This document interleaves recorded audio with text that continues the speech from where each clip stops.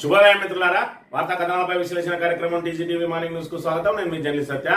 ముందుగా రాష్ట్రంలో జరుగుతున్న రాజకీయ అంశాలను కనుక పరిశీలించినట్లయితే కాంగ్రెస్ కు గడ్డు కాలం ప్రారంభమైంది. ఒకవైపు ఇటు బీసీ రిజర్వేషన్ అమలు చేయలేక స్థానిక సంస్థల్లో 42% అమలు చేసి తీరుతామని చెప్పి మరి ఇక్కడ ప్రగల్భాలు పలికిన రేవంత్ రెడ్డి ప్రభుత్వం ఇప్పుడు అమలు చేయలేక అపసోపాలు పడతా ఉంటే, మరోవైపు బనకచెర్ల అంశం ఇక్కడ కాంగ్రెస్ పుట్టి ముంచబోతా ఉన్నది. మరి ఏదైతే ఆ బనకచెర్ల అంశానికి సంబంధించి మరి ఇక్కడ జాతీయ పార్టీలో ఉన్నటువంటి ముఖ్యమంత్రి కనీసం అధిష్టానం ఏదైతే అనుమతి తీసుకోకుండా మరి ఇక్కడ పార్టీలో చర్చించకుండా ఏకపక్షంగా మరి ఇక్కడ కమిటీ వేయడానికి చర్చలు చేయడానికి అనుమతించి ఈ రోజు బనకచెర్లకు లైన్ క్లియర్ చేసిందని చెప్పి, మరోవైపు ఏదైతే పోతిరెడ్డి పాడుకు సంబంధించిన ఒక తూమే తెలంగాణ ఉద్యమాన్ని ఉధృతం చేసిన వేళ ఈ రోజు బనకచెర్ల అంశం ఒక గోదావరి ఒక నదికి సంబంధించిన పూర్తి స్థాయి నీటినే మరి ఇక్కడ కింది దిగువ రాష్ట్రానికి అప్పగించడానికి రేవంత్ రెడ్డి తీసుకోబోతున్న నిర్ణయం ఇక్కడ కాంగ్రెస్ ను పూర్తిగా మరి తుడిచిపెట్టకపోయే ప్రమాదం ఉందని చెప్పి మంత్రులు ఎమ్మెల్యేలు అందరూ కూడా లోపల రగిలిపోతా ఉన్న వేళ మరి ఇక్కడ ఏదైతే కాంగ్రెస్ పార్టీ రాష్ట్ర వ్యవహారాల ఇన్ఛార్జ్ మీనాక్షి నటరాజన్ పాదయాత్ర చేపట్టడం పెద్ద ఎత్తున చర్చనీయాంశంగా మారింది. ఒకవైపు ప్రభుత్వం ఉన్నది, ఎవరైనా ప్రతిపక్షంలో ఉన్న వాళ్ళు పాదయాత్ర చేస్తారు. మరి అదే విధంగా ఏదైతే ప్రతిపక్షంలో ఉన్న వాళ్ళైనా కూడా మరి ప్రజలకు జవాబుదారిగా ఉండేవాళ్ళు రేపు మేము అధికారంలోకి వస్తే ఇది చేస్తామని చెప్తే ఆ వ్యక్తిని నమ్మి, అంటే ముఖ్యమంత్రి స్థాయి వ్యక్తులు పాదయాత్ర చేస్తే ఆయనను విశ్వసిస్తారు. ఎక్కడైనా గతంలో చూసుకున్నట్టయితే రాజశేఖర రెడ్డి అయినా లేదంటే చంద్రబాబు అయినా దానికంటే ముందు మరి ఇక్కడ ఆంధ్రలో ఆ జగన్ అయినా ఎవరైనా కూడా పాదయాత్రలు చేసిరు, ఆ తర్వాత ముఖ్యమంత్రులు అయినరు. మరి ఇక్కడ చూసుకున్నట్టయితే ఆల్రెడీ మరి ఇక్కడ కాంగ్రెస్ పార్టీ అధికారంలోకి వచ్చిన తర్వాత కాంగ్రెస్ పార్టీ రాష్ట్ర వ్యవహారాల ఇన్ఛార్జ్ పాదయాత్ర చేయడం, మరి ఇక్కడ ఏదైతే జనాలకు భరోసా కల్పించడం, ఇది ఎంతవరకు సమంజసం అంటే ముఖ్యమంత్రిని పక్కన పెట్టబోతా ఉన్నారా అని చెప్పి అనుమానాలు పెద్ద ఎత్తున వ్యక్తమవుతున్నాయి. ఇప్పటికే అధిష్టానానికి రేవంత్ రెడ్డికి పెద్ద ఎత్తున గ్యాప్ ఏర్పడ్డది. మొన్నటి రోజున బీసీల కోసం తప్పనిసరి పరిస్థితులలో కలిసినప్పటికీ ఒక రోజు కూడా గడవక ముందే పాదయాత్ర అంశం తెర మీదికి రావడం అధిష్టానానికి రేవంత్ రెడ్డికి మధ్య ఉన్న గ్యాప్ ను మరి ఇక్కడ సూచిస్తా ఉన్నది. ఇక మరోవైపు బనకచెర్ల మీద మరి జంగు సైరన్ మోగించిన బీఆర్ఎస్ మరి ఏదైతే కేసీఆర్ నిన్నటి రోజున మరి బనకచెర్ల అంశాన్ని మీద పెద్ద ఎత్తున మరి ఇక్కడ పోరాటం చేపట్టాలని, అదేవిధంగా సుప్రీంకోర్టుకు సైతం వెళ్లి బనకచెర్లను ఆపడమే మరి ధ్యేయంగా బీఆర్ఎస్ పార్టీ ద్వారా మాత్రమే తెలంగాణ ప్రయోజనాలు కాపాడబడతాయని చెప్పి నిన్నటి రోజున మరో మరి ఇక్కడ సంకేతాన్ని మరి ఇక్కడ బహిరంగంగా వెల్లడించిన పరిస్థితిని మనం ఇక్కడ చూడవచ్చు.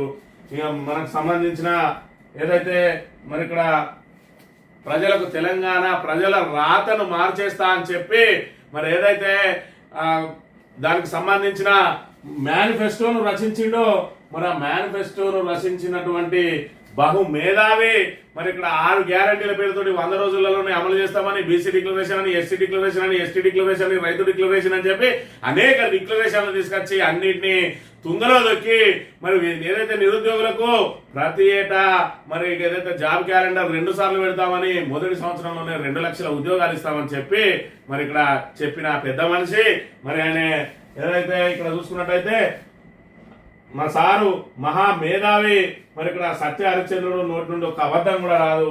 మరి ఇక్కడ కావాలంటే మీరే వినండి. ఇక్కడ చూసినట్టయితే 70,000 మందికి ప్రభుత్వ ఉద్యోగాలు కల్పించిన ఘనత కాంగ్రెస్ పార్టీ ప్రభుత్వాన్ని. ఏ రోజు కూడా పబ్లిక్ సర్వీస్ కమిషన్ ద్వారా ఉద్యోగాలు కల్పించలేని దౌర్భాగ్యపు ప్రభుత్వం ఉంటే ఆ రోజు టీఆర్ఎస్ మార్పు ఎక్కడ కనబడ్డదంటే ఆ మార్పు పోయి ఆ నిరుద్యోగ యువత ఈ రోజు ఉద్యోగాలు సాధించి ఉద్యోగాల గురించి ట్రైనింగ్ పొందుతున్నామని అడగండి, మార్పు కనబడుతుందని మనం చేస్తా ఉన్నాం. 70,000 ఉద్యోగాలు కల్పించిందట సారు. మరి ఇక్కడ మార్పు ఎక్కడ కనబడ్డది అని అంటే ఏదైతే ఆ నిరుద్యోగులనట ఏదైతే నియామక పత్రాలు తీసుకున్న నిరుద్యోగులను అడిగితే చెప్తారట. నిరుద్యోగులు నిన్నటి రోజున దయాకర్ రావు గారు ఏదైతే అద్దంకి దయాకర్ ఏర్పాటు చేసిన సభలో ఏ విధంగా మాట్లాడిండు, ఈ నిరుద్యోగులకు ప్రాతినిధ్యం వహిస్తున్నటువంటి అశోక్ సారు ఏం మాట్లాడిండో మరి సారుకు తెలవాలి. ఇప్పటి వరకు శ్రీధర్ బాబు మేకవన్నె పులి మంత్రికి సంబంధించిన వాళ్ళందరూ ఎంత నెత్తి నోరు కొట్టుకున్నా మరి ఇక్కడ ఏదైతే తెలంగాణ వ్యాప్తంగా చాలా సౌమ్యుడు, అబద్ధాలు అసలే ఆడాడు అని చెప్పి అనుకున్నారు. ఇవాళ అబద్ధాలతోటి నా తెలంగాణ ప్రజానీకాన్ని మొత్తంగా నట్టేట ముంచిందే శ్రీధర్ బాబు అనే విషయాన్ని ఒకసారి తెలంగాణ సమాజం గుర్తించాలి. ప్రతిపక్షాలు కూడా గుర్తించాలి. ఇవాళ మేనిఫెస్టో ఏదైతే ఉన్నదో అబద్ధాల చిట్టా, ఆ చిట్టాకు రూపకల్పన చేసిందే శ్రీధర్ బాబు గారు. ఇవాళ 2 లక్షల ఉద్యోగాలు ఇస్తా అని చెప్పి నమ్మబలికి ఈరోజు కేసీఆర్ ఇచ్చిన ఉద్యోగాలనే మేము ఇచ్చినామని చెప్పుకుంటా ఉన్నాడు. మరి దీనికి ప్రతిపక్షాలు కౌంటర్ చేయాల్సిన అవసరం లేదు. ఎవరైతే కాంగ్రెస్ పార్టీ గెలుపు కోసం ప్రయత్నం చేసిందో ఆ నిరుద్యోగులకు ప్రాతినిధ్యం వహించినటువంటి అశోక్ సార్ ఏం చెప్తాడో ఒకసారి విన్నట్టయితే, ఉద్యోగాలు కేవలం 5,000 ఉద్యోగాలు మాత్రం, ఓన్లీ 5,000 ఇచ్చారండి. అంటే కానిస్టేబుల్ నోటిఫికేషన్ మీరు ఇవ్వలేదు, ఎగ్జామ్ మీరు పెట్టలేదు, గ్రౌండ్ మీరు పెట్టలేదు, ఏది పెట్టకుండా ఉద్యోగాలు మీ అవుతాయి. నియామక పత్రాలు మాత్రమే చేస్తే ఉద్యోగాలు మీ అకౌంట్లో పడతాయా? ఎందుకంటే ఎస్ఐ కానిస్టేబుల్ నోటిఫికేషన్ ఇచ్చింది గత గవర్నమెంటే, ఎగ్జామ్ పెట్టింది గత గవర్నమెంటే, గ్రౌండ్ పెట్టింది గత గవర్నమెంటే, పత్రాలు మాత్రమే ఇచ్చిండు రేవంత్ రెడ్డి గారు. పత్రాలు మాత్రమే ఇచ్చిన వాళ్ళే మేము 70,000 ఉద్యోగాలు ఇచ్చినామని అంటే, నోటిఫికేషన్ వేసిన వాళ్ళు, దానికి సంబంధించిన నియామక ప్రక్రియ చేపట్టిన వాళ్ళు, దానికి పోలీసులు అయితేంది, ఇతర ఉద్యోగాలు ఏదైతేంది వాటి అన్నిటికి సంబంధించి వేస్తే, వీళ్ళు ప్రభుత్వం వచ్చిన తర్వాత ఏం చేసిరా అని అంటే కోర్టులలో పెండింగ్ లో ఉండి కోర్టు క్లియరెన్స్ వచ్చిన తర్వాత ఏదైతే మరి ఇక్కడ నోటిఫికేషన్ వచ్చిందో ఆ నోటిఫికేషన్ ఎన్నికల కోడ్ లో భాగంగా ఆగిన వాటిని ఈయన తీసుకొచ్చి నియామక పత్రాలు ఎల్బీ స్టేడియంలో పెద్ద ఎత్తున పెట్టి మేము ఉద్యోగాలు ఇస్తున్నాం, ఉద్యోగాల జాతర అని చెప్పి మరి వాళ్ళకు నియామక పత్రాలు సుమారు 55,000 మందికి సుమారుగా ఇచ్చి ఇవన్నీ మా ఘనత అని చెప్పుకున్నారు. ఇక వీళ్ళు ఇచ్చిన 5,000 ఉద్యోగాలు ఎక్కడే అంటే డిఎస్సి ఆల్రెడీ నోటిఫికేషన్ వచ్చిన దానికి మరి అదనంగా పోస్టులు కలిపినారు. మరి అదే విధంగా ఇతర ఏవైతే ఉన్నాయో వాటికి నోటిఫికేషన్లు ఏవైతే ఆగిపోయినాయో వాటికి అదనంగా పోస్టులు కలిపి మరి ఇవన్నీ కూడా మాయా అని చెప్పి ఖాతాలు వేసుకునే ప్రయత్నం చేసిండ్రు. మరి ఇక్కడ శ్రీధర్ బాబు గారు ఒక్కసారి గమనించాలి. మరి మనం మాట్లాడే మాటలు మరి ఇక్కడ మనం ఏది మాట్లాడినా చెల్లుతా ఉంది. మేము సౌమ్యుడిగా పేరున్నా, నేను అబద్ధాలు ఆడని పేరున్నా అని చెప్పి ప్రజలను ఇంకా కూడా ఏమార్చే ప్రయత్నం చేస్తూ ఉంటే, మీరు రాసిన ఏదైతే మేనిఫెస్టో ఉన్నదో ఆ మేనిఫెస్టో ద్వారా బొక్కబొరలా పడ్డ ప్రజలు మీకు ఏదైతే 10 సంవత్సరాల పాటు స్థిరంగా నడుస్తున్నటువంటి ప్రభుత్వాన్ని మీ అబద్ధాల చిట్టాతోటి మరి ఇక్కడ అరిచేతిలో వైకుంఠం చూపించే విధంగా అయితే బురుడి కొట్టించారు. ఆ బురుడి పడ్డ ఇవాళ నిరుద్యోగులు మరి కడుపు మండి మీరు మాట్లాడిన మాటలకు ఏం కామెంట్ పెడతారో ఒకసారి చూడండి. 70,000 మందికి ప్రభుత్వం ఉద్యోగాలు ఏ రోజు కూడా పబ్లిక్ ఇక్కడ చూసుకున్నట్టయితే ఇగో 70,000 రాడ్లు దింపుతారు. జర చూసి మాట్లాడాలట. పిచ్చోళ్ళు ఒక్క కాంగ్రెస్ లోనే ఉంటారంటారట. ఈ మాటలు చెప్పే ప్రజలను మోసం చేసినామని ఇంకా అనేక రకమైన కామెంట్లు ఇక్కడ చూసుకున్నట్టయితే నిరుద్యోగ యువత ఈ రోజు ఉద్యోగాలు సాధించి 70,000 ఉద్యోగాలు ఏడిచిన శ్రీధర్బాబు సిగ్గు శరం ఉంటే రాజకీయం చేయట. మన దరిద్రం ఎలా ఉందంటే మన ఐటీ మినిస్టర్ ఏమో గవర్నమెంట్ జాబ్స్ గురించి మాట్లాడతాడు, గవర్నమెంట్ జాబ్స్ గురించి మాట్లాడేసిన మంత్రి పార్టీ ప్రభుత్వాలు మరి ఏం మాట్లాడతారో చూడండి. సరే మీరు ఇచ్చారు, పబ్లిక్ సర్వీస్ కమిషన్ ద్వారా సరే సార్ మీరు ఇచ్చారని అనుకుందాం. 70,000 ఉద్యోగాల కోసం ఇచ్చిన నోటిఫికేషన్ చూపించు చాలు, సిగ్గు లేదా జీడిగింజ అంటే నల్లగా ఉన్నా నాకేం సిగ్గు అన్నారట. మీ కాంగ్రెస్ పార్టీ కథ గట్లనే ఉన్నదని చెప్పి మంత్రి గారు మధ్యలేని మాటలు మాట్లాడకండి అని ఇంకా నానా రకమైన తిట్టుకుంటా కూడా కామెంట్లు పెడతా ఉన్నారు. అందరు రోడ్డు మీదకి వచ్చి చెప్తున్నారు అవి కేసీఆర్ గారు ఇచ్చిన నోటిఫికేషన్లు, వాళ్ళ వచ్చినాయి 50,000 జాబ్స్ అని అంటుంటే నువ్వేమో నోటికి ఏది వస్తే అది అబద్ధం చెప్తున్నావు. ఇంతకు తెలంగాణకి ఒక ఐటీ కంపెనీ తెచ్చినవా అని చెప్పి వాళ్ళు జోకు మాత్రం బాగుందని కాంగ్రెస్ నాయకులు చాలా జోకులు నేర్చుకున్నారని చెప్పి ఈ రకమైన కామెంట్లు వస్తూనే ఉన్నాయి. ఒక్కసారి మంత్రి శ్రీధర్ బాబు గమనించాలి. ఈ కామెంట్లను ఒక్కసారి చూసుకుంటే తెలుస్తుంది తెలంగాణ ప్రజానీకం ఏమనుకుంటా ఉన్నారు, ఎట్లా నవ్వుకుంటా ఉన్నారు. మీరు చేసే ఈ చేష్టలు, మీ చిల్లర చేష్టలకు ఏ విధంగా నవ్వుకుంటున్నారో చూడాలి. మరి రుణమాఫీ అంటారు 40,000 కోట్లు చేస్తామంటారు, 20,000 కోట్లకే దాన్ని సాపదుట్టేసి మొత్తం మందికి చేసేసినామంటారు. మరి రైతు భరోసా అంటారు 15,000 అంటారు, 6,000 ఇస్తారు, దాన్ని 12,000 కుదిస్తారు. ఒక సీజన్ కు 6,000 అంటారు, 2 సీజన్లు ఎత్తేస్తారు. బోనస్ అంటే ఈ మధ్యలోనే ఒకటే పంటకు, అది కూడా సన్న పంటలకు ఇచ్చి ఆ ఒక్క పంటకి ఇచ్చి చేతులు ఎత్తెత్తిరి. మరి ఇక్కడ చూసుకున్నట్లయితే యూరియా అందుబాటులో లేకపోయే. మీరు ఇచ్చిన ఏ హామీని నిలబెట్టుకున్నారు?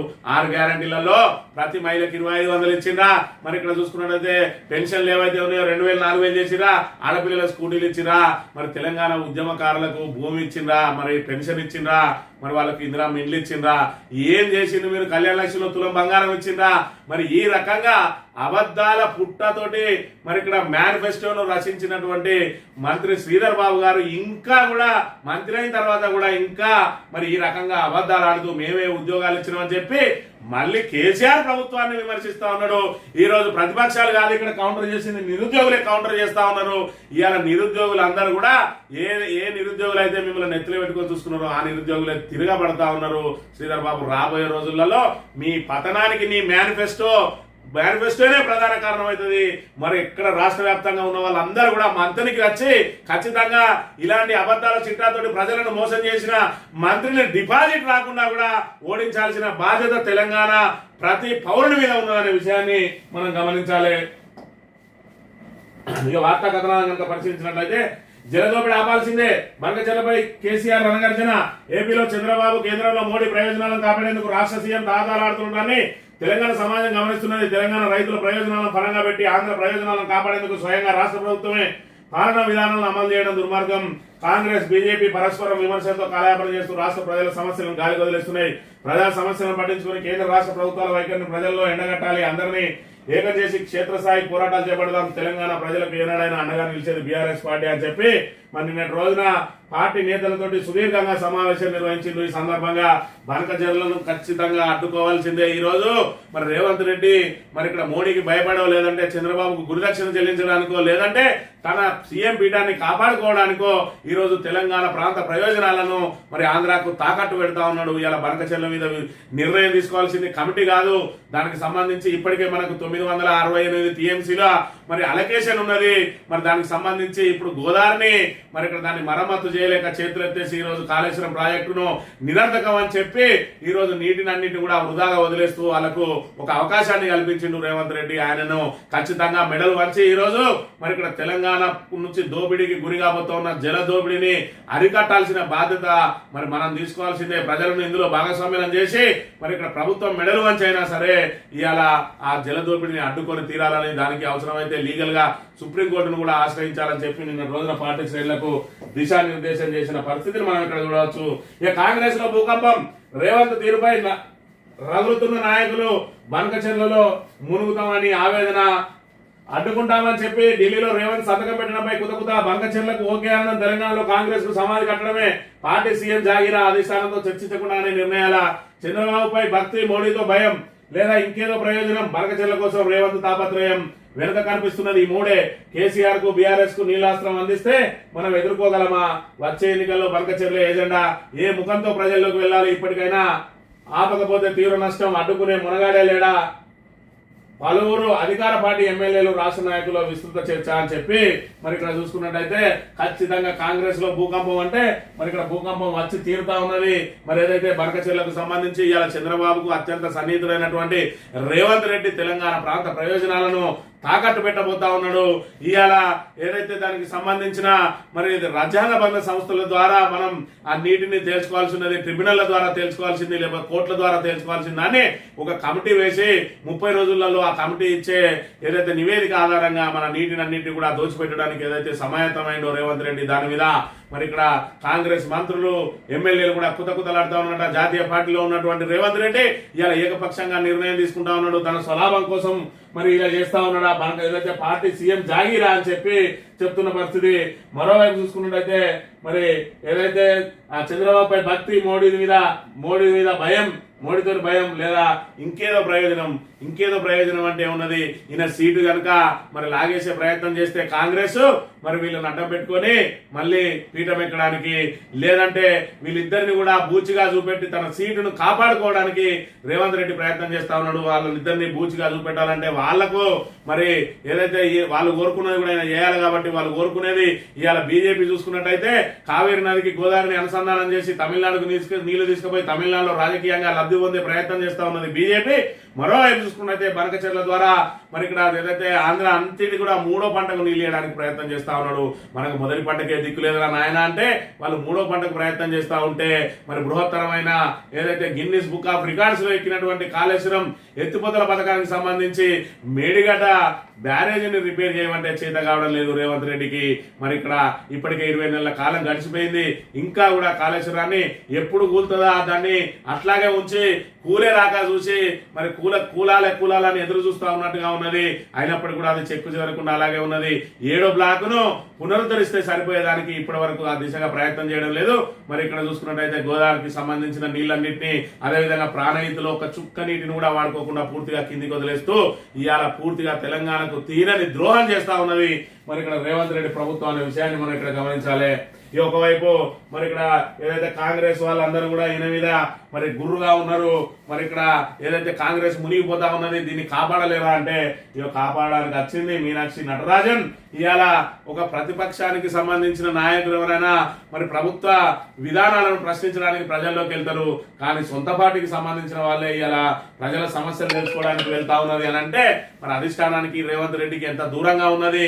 ఇవాళ రేవంత్ రెడ్డిని డమ్మీ ముఖ్యమంత్రి అని చెప్పి చూపించడానికి రేవంత్ రెడ్డి అంత పెద్ద మరి గట్టి స్టామినా ఉన్నాడు కాదు. ఇవాళ జాతీయ పార్టీ చేతిలో కీలుబొమ్మే అని ఇక్కడ ప్రజలకు ఏదైతే వాళ్ళ పార్టీ శ్రేణులకు ముఖ్యంగా వాళ్ళ ఎమ్మెల్యేలకు మంత్రులకు భరోసా కల్పించడానికి చేస్తున్న పాదయాత్ర మరి ఇక్కడ చూడాలి. పాదయాత్ర ప్రకంపనం, మీనాక్షి డైరెక్ట్ కంట్రోల్ అట, అధిష్టానం అడుగులపై సీఎం శిబిరంలో కలకలం, రేవంత్ ను సైడ్ కు జరిపి మీనాక్షిని ఫీల్డ్ లోకి పంపడంపై శ్రేణుల్లో చర్చ, ప్రజా వ్యతిరేకతను అంచనా వేసేందుగా స్థానికంలో నష్ట నివారణగా సీఎం పాదయాత్ర చేస్తే విడ్డూరం, ఆయన లేకుంటే అది అర్థం లేని నడికే.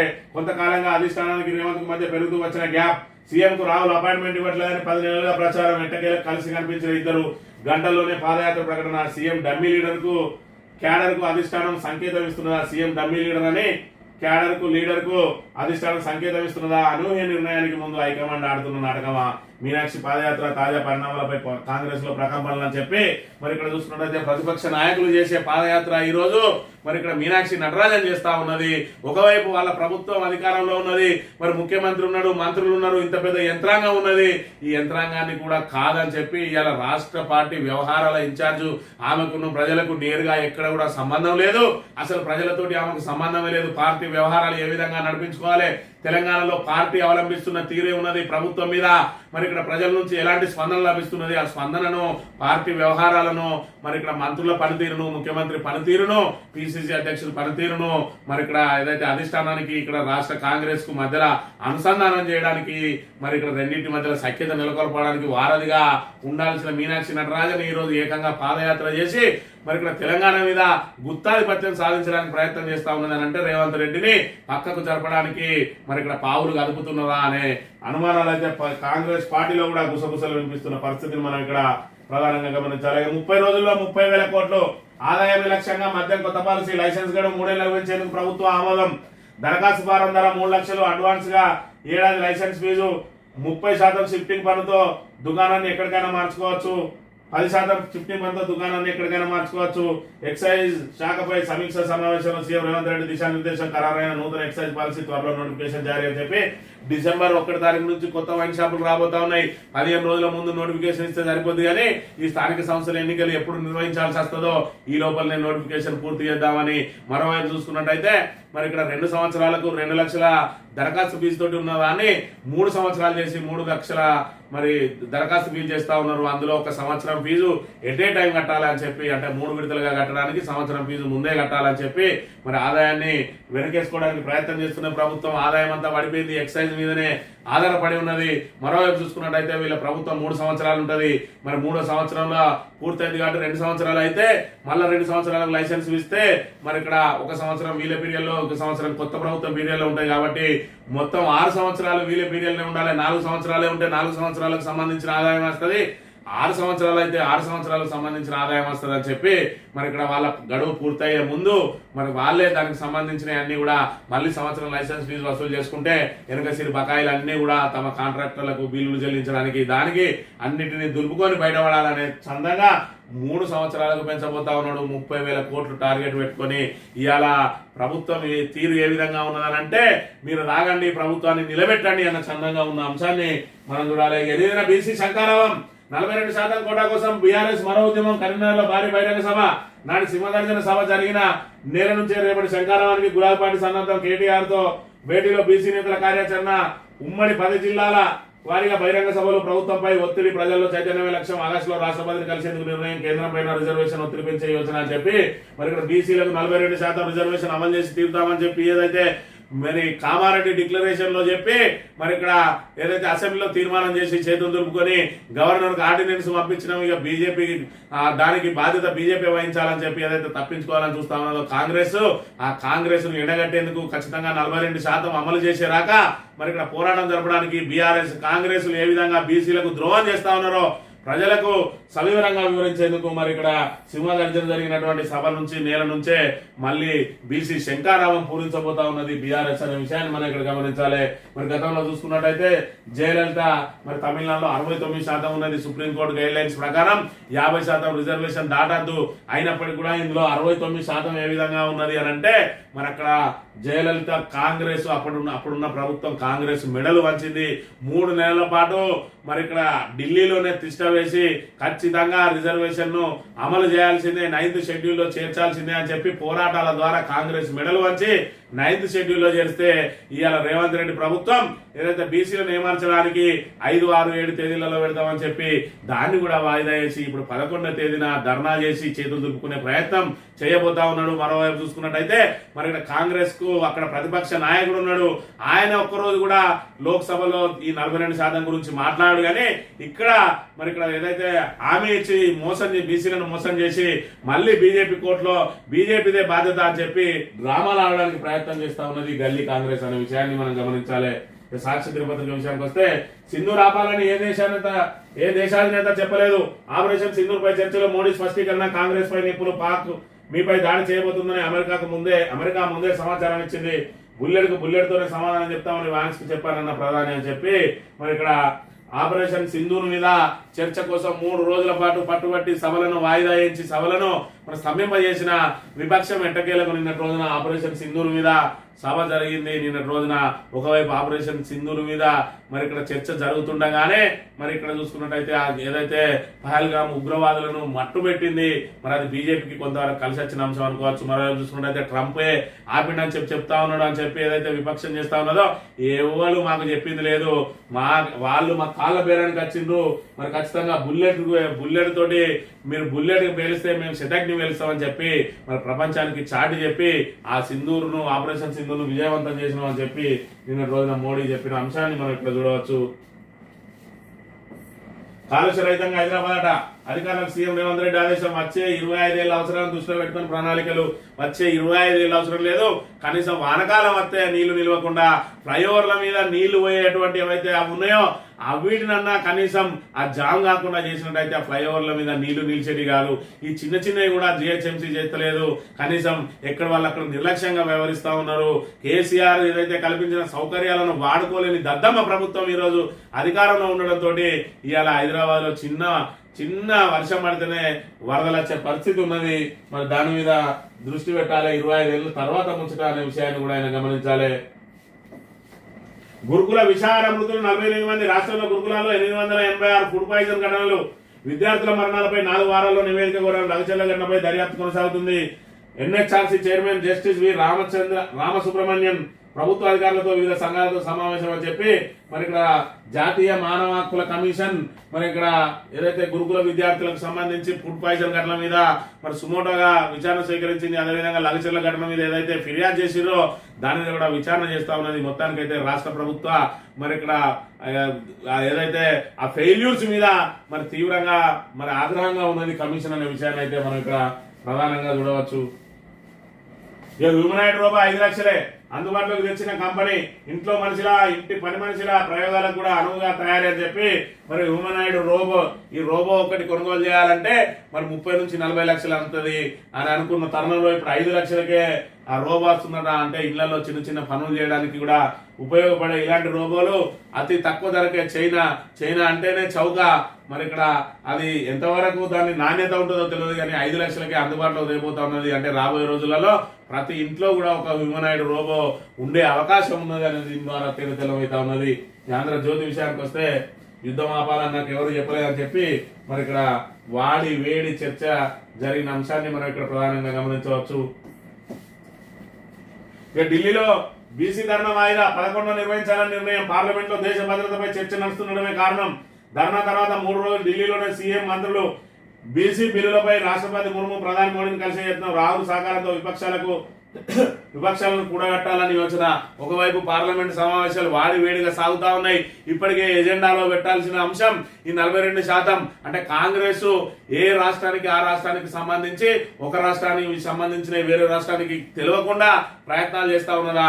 42% కాంగ్రెస్ విధానమే అయితే అది పూర్తి స్థాయిలో మరి దేశవ్యాప్తంగా కూడా అమలు చేయాలంటారా, లేదంటే మరి ఇక్కడ జనాభా ప్రాతిపదికన అమలు చేయాల్సి వచ్చినా కూడా తెలంగాణ కోసం ఎందుకు ఎజెండాలో పెట్టలేదు? ఎందుకు ఇప్పటి వరకు పార్లమెంట్ లో ఒక్కసారి కూడా లేవనెత్తలేదు? వీళ్ళు ఢిల్లీలో ధర్నా చేస్తా అని చెప్పి ప్రజలను ఏమార్చే ప్రయత్నం చేస్తా ఉన్నారు. 42% స్థానికంలో వీళ్ళు కనుక అమలు చేయకపోతే ఖచ్చితంగా బీసీలు కాంగ్రెస్ పార్టీని బొందబెట్టడానికి సిద్ధంగా ఉన్నారనే విషయాన్ని మనం ఇక్కడ గమనించాలి. దివకు కృష్ణమ్మ పర్వాలు తెలుసుకున్న సాగర్ గేట్లు నీటి విడుదల స్విచ్ ఆన్ చేసిన మంత్రులు ఉత్తమ్ లక్ష్మణ్ కుమార్ అట.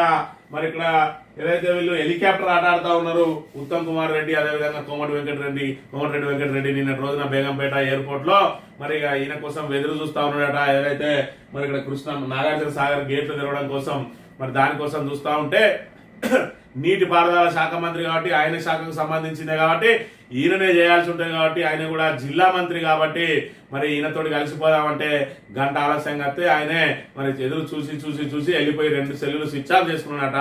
చివరికి ఉత్తమ్ కుమార్ రెడ్డి మాత్రమే వెళ్లి వాటిని తెరిచిండు. మరి ఈ రకంగా ఉన్నది, ఒకరికొకరికి పొసుకుతలేదు. మరోవైపు చూసుకున్నట్టయితే అందరు కూడా హెలికాప్టర్ ఆట ఆడుతా ఉన్నారు. 20 కిలోమీటర్లకు 25 కిలోమీటర్లకు కూడా హెలికాప్టర్లోనే తిరుగుతూ మరి ముఖ్యమంత్రి కంటే ఎక్కువ సార్లు మరి మంత్రులే ఇలా హెలికాప్టర్లలో తిరుగుతున్న పరిస్థితిని మనం ఇక్కడ చూడాలి. ఇక ఈనాడు దినపత్రిక విషయానికి వస్తే ఏ దేశ నేత అడగలేదు సింధూర్ నాపాలని, ఉగ్రవాదంపై చర్యలు తీసుకోకుండా ఎవరు అడ్డుపడలేదని చెప్పి ప్రధాని మోడీ చెప్పిన మరి ఏదైతే పార్లమెంట్ సంబంధించిన అంశాన్ని ప్రధానంగా ప్రచురించింది. ఆదర్శ హైదరాబాద్ లక్ష్యంగా పనిచేయాలన్నట.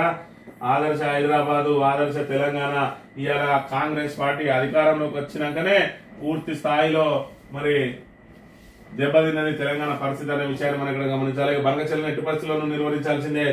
రైతుల కోసం రాజీ లేని పోరాటాలు, పార్టీ శ్రేణులకు కేసీఆర్ దిశానిర్దేశం, భారత అధినేతతో కేసీఆర్ హరీష్ రావు భేటీ అని చెప్పి మరి ఇక్కడ బనకచెర్ల అంశం అనేది మరి గతంలో చూసుకున్నట్టయితే ఉమ్మడి ఆంధ్రప్రదేశ్ లో పోతిరెడ్డిపాడు మరి ఏదైతే ఉన్నదో ఆ పోతిరెడ్డిపాడుకు సంబంధించిన తూము మరి దానికి సంబంధించిన అంశం, దాని ద్వారా ఏ విధంగా జలదోపిడికి గురైందో ఈ రోజు మరి మన స్వరాష్ట్రంలో కూడా మరి గోదావరి నీళ్లు ఈ రోజు ఏదైతే జలదోపిడికి గురి కాబోతా ఉన్నాయి. ప్రాణహిత నీటినైతే ఒడిచిపట్టే అవకాశమే లేదు. కేవలం మరి ఇక్కడ బీఆర్ఎస్ మీద బురద జల్లే కార్యక్రమంలో భాగంగా ఈ రోజు మరి ఇక్కడ ఏదైతే ఆ మేడిగడ్డలో 7వ బ్లాక్ను పునరుద్ధరించాలని అని చెప్పి ఎన్డీఎస్ఏ నిపుణుల కమిటీ చెప్పినప్పటికీ ఇప్పటికి కూడా ఇంకా దాని నిర్లక్ష్యం వహిస్తూ 20 నెలలుగా దాన్ని పడావు పెట్టింది. పూర్తిగా గోదావరి జలాలన్నింటినీ వదిలేసింది. అన్నారం, సుందిల్లా ఏదైతే ప్రాజెక్టులు బ్యారేజీలు ఉన్నాయో ఆ బ్యారేజీలు చెక్కు చెదరకుండా ఉన్నప్పటికీ కూడా వాటి మీద కూడా మరి ఇక్కడ బురద జల్లి వాటి గేట్లను కూడా తెలిసి ఇవాళ గోదావరిని పూర్తిగా ఎడారిగా మార్చిన ఘనత కాంగ్రెస్ పార్టీది, రేవంత్ రెడ్డి ప్రభుత్వానికి. ఇవాళ మరి రైతులను అరికోస వెచ్చుకుంటా ఉన్నారు. ఓటేసిన పాపానికి వాళ్లకు ఏదైతే కేసీఆర్ కల్పించిన సౌకర్యాలను కొనసాగించడంలో కూడా విఫలమైనటువంటి రేవంత్ రెడ్డి ప్రభుత్వం ఇవాళ గోదావరి జలాలను మరి ఇక్కడ మనం ఏదైతే ఉద్యమం చేసి ఇవాళ ప్రత్యేక తెలంగాణ సాధించుకున్నదే నిధులు, నీళ్లు, నియామకాల కోసం. మరి ఇలా చూసుకున్నట్టయితే ఈ నీళ్లు అనేటివి కిందికి వదులుతా ఉన్నాడు. రాబోయే రోజులలో నిధులు, నియామకాలు కూడా ఉష్కాకయ్యే అవకాశం ఉన్నది. ఎందుకంటే ఎన్డీఏ ద్వారా మరి బీజేపీని అడ్డం పెట్టుకుని చంద్రబాబు నాయుడు హైదరాబాద్ లో పాగా వేయడానికి ప్రయత్నం చేస్తా ఉన్నాడు. తద్వారా ఆంధ్ర వాళ్ళను కూడా మరి ఇందులో చొప్పించి రేపటి రోజున మన నిధులు, మన నీళ్లను కూడా, మన నియామకాలను కూడా దంచకపోయే ప్రమాదం ఉన్నది. మరి దీనికి అందరికి కూడా ప్రధాన కారణం ఏంటంటే అసమర్థ ప్రభుత్వాన్ని, ఏదైతే తెలంగాణకు ద్రోహం చేసినటువంటి కాంగ్రెస్ పార్టీనే మళ్ళీ తీసుకొచ్చి మనం పరిపాలకులుగా గద్దె మీద పెట్టడంతో ఇవాళ తెలంగాణకు తీరని అన్యాయం జరుగుతా ఉన్నది. తెలంగాణ ప్రాంత ప్రయోజనాల రక్షణ కోసమే పుట్టినటువంటి బీఆర్ఎస్ తో మాత్రమే తెలంగాణ ప్రాంత ప్రయోజనాలు కాపాడబడతాయి.